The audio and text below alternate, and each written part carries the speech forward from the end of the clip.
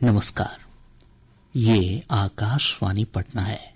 अब आप अभिषेक दास से प्रादेशिक समाचार सुनिए। पहले मुख्य समाचार। एनडीए और महागठबंधन के घटक दलों के बीच मनपसंद सीटों की दावेदारी को लेकर पटना से दिल्ली तक बैठकों का सिलसिला हुआ तेज। एनडीए में सीटों के बंटवारे को लेकर भाजपा अध्यक्ष जेपी नड्डा की अध्यक्षता में दिल्ली में पार्टी कोर कमेटी की आज एक महत्वपूर्ण बैठक हुई। पटना में राजद और कांग्रेस की भी अलग अलग हुई बैठकें।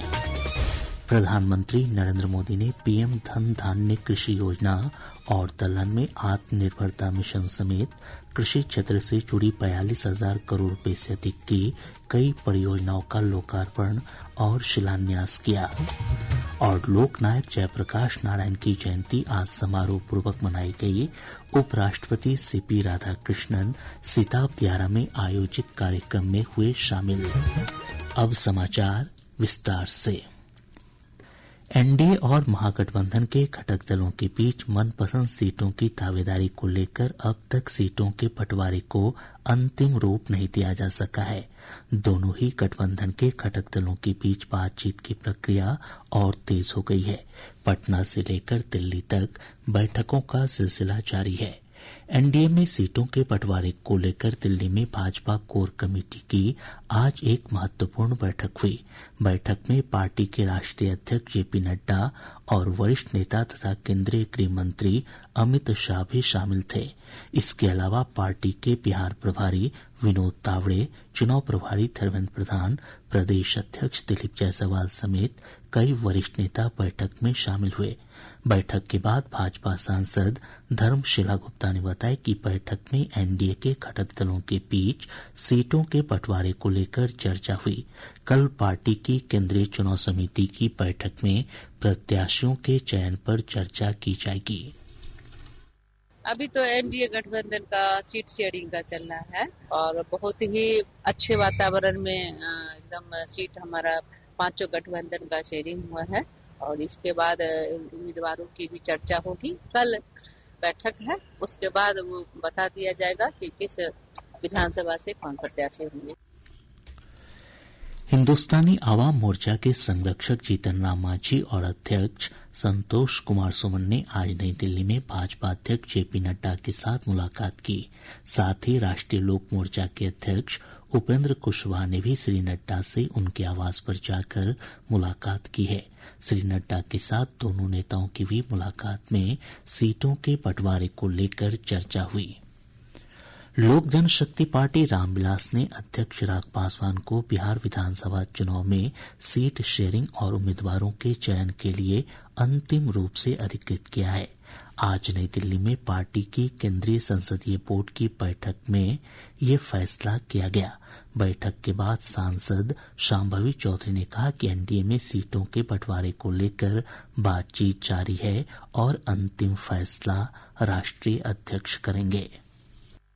राष्ट्रीय अध्यक्ष श्री चिराग पासवान जी की अध्यक्षता में ये मीटिंग हुई है। पार्टी के जितने भी सांसदगण हैं और पदाधिकारीगण हैं, बहुत सकारात्मक, बहुत अच्छी चर्चा हुई है और हमने हमारे राष्ट्रीय अध्यक्ष श्री चिराग पासवान जी को बिहार विधानसभा चुनाव के अंतिम फैसला लेने के लिए अधिकृत कर दिया है। जो भी यहाँ से गठबंधन को लेकर के, सीट को लेकर के या फिर सीट के चयन को लेकर के होगा, वो सब पे अंतिम निर्णय हमारे राष्ट्रीय अध्यक्ष श्री चिराग पासवान जी को होगा।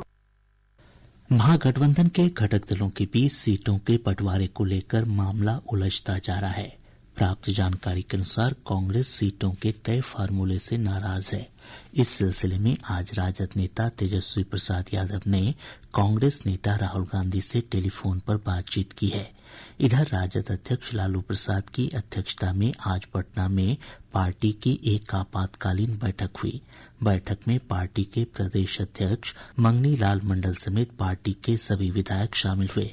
बैठक में मुख्य रूप से महागठबंधन के घटक दलों के बीच सीटों के बंटवारे और प्रत्याशियों के चयन को लेकर विचार विमर्श किया गया। महागठबंधन में सीट बंटवारे को लेकर जारी गतिरोध के बीच कांग्रेस की भी आज एक आपातकालीन बैठक हुई।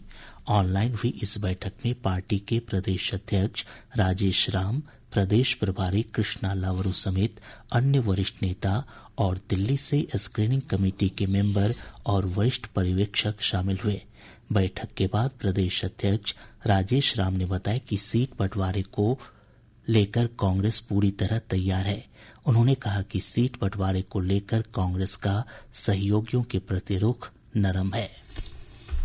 महागठबंधन में हम लोग बहुत जल्द ही आपके बीच ज्वाइंटली रूप से इकट्ठा होंगे। हम लोग कई सीटों पर कांग्रेस पार्टी के तरफ से सारी तैयारियां हो चुकी है। हमने स्क्रीनिंग कमेटी से सारी सीईसी करा करके कैंडिडेटों का हम लोग केवल घोषणा का इंतजार कर रहे हैं। अब जैसी होगा हम लोग घोषणा कर देंगे। सीट शेयरिंग में हम थोड़ा बहुत फ्लेक्सिबल हैं और उस फ्लेक्सिबल के अनुसार कुछ नए पार्टनर हैं, उसमें मिलजुल करके हम लोग प्रोपोर्शनली हम लोग हिस्सा कर लेंगे।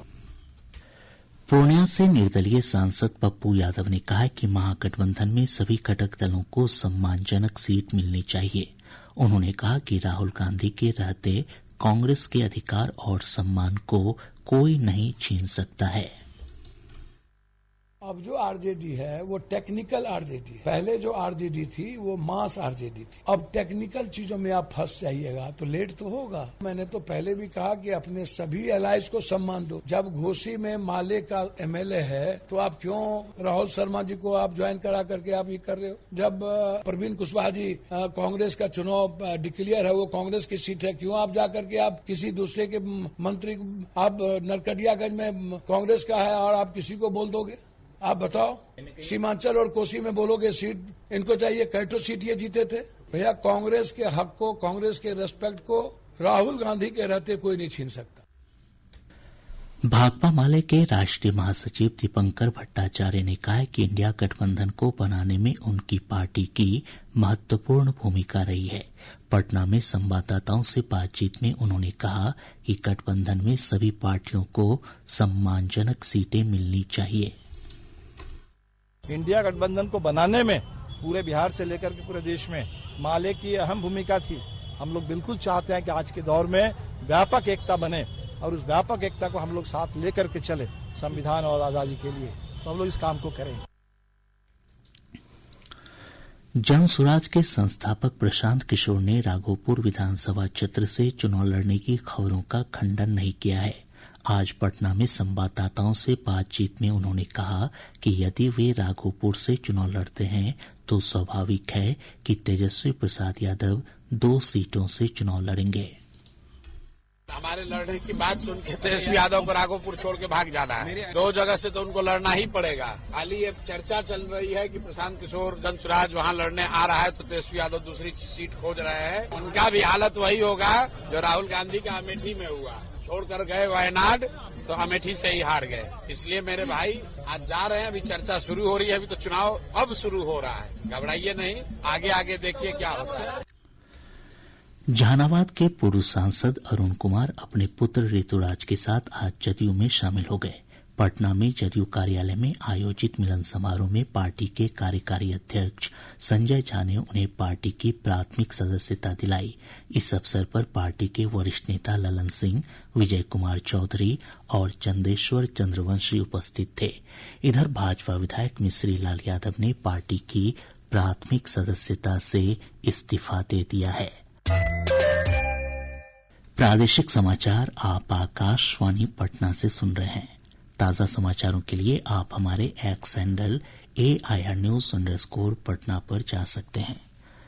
प्रधानमंत्री नरेंद्र मोदी ने आज नई दिल्ली में एक कार्यक्रम में कृषि और इससे जुड़े क्षेत्रों में 42,000 करोड़ रुपए से अधिक की कई परियोजनाओं का शुभारंभ, लोकार्पण और शिलान्यास किया। श्री मोदी ने 35,000 करोड़ रुपए से अधिक की लागत वाली कृषि क्षेत्र की 2 प्रमुख पहलों, प्रधानमंत्री धन धान्य कृषि योजना और दलहन में आत्मनिर्भरता मिशन का शुभारंभ किया। इस अवसर पर प्रधानमंत्री ने कहा कि दलहन में आत्मनिर्भरता मिशन भावी पीढ़ी को आत्मनिर्भर बनाने की योजना है। आज से दलहन आत्मनिर्भरता मिशन भी शुरू हो रहा है। ये सिर्फ दाल उत्पादन बढ़ाने का मिशन नहीं है, बल्कि हमारी भावी पीढ़ी को सशक्त बनाने का भी अभियान है। बीते सालों में भारत के किसानों ने रिकॉर्ड खाद्यान्न उत्पन्न किया है। आज भारत दुनिया के सबसे बड़े उत्पादकों में से एक है। श्री मोदी ने कहा कि पीएम धन धान्य कृषि योजना के अंतर्गत पशुधन पर भी विशेष ध्यान दिया जा रहा है।